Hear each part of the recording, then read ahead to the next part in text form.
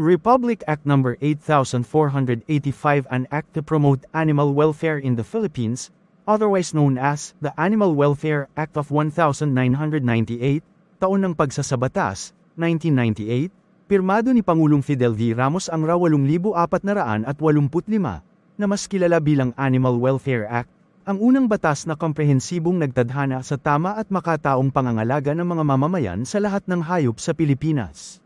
Binuo ng batas na ito ang Committee on Animal Welfare na siyang mamumuno sa pagpapatupad ng batas, sinasabi ng batas. Sa SEC, 6 ng batas, ipinagbabawal ang pagmaltrato at pagtorture sa mga hayop.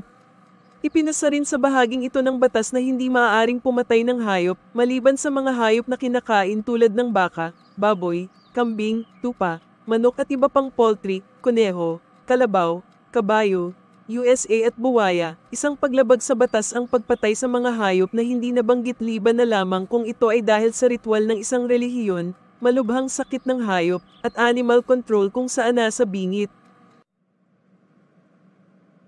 Ang panukalang ito ang unang hayagang pagbabawal sa paggawa ng mga crush video at ang pamamahagi nito sa anumang medium na maaring gamitin. Nakasaad sa panukala na ang magiging parusa sa paglabag nito ay pagkakakulong ng 3 hanggang 7 taon, o kaya ay piyansang mula P100,000 hanggang P300,000. Please follow ang top the notification bell pro sa mga video and tips sa mga alaga nating hayop.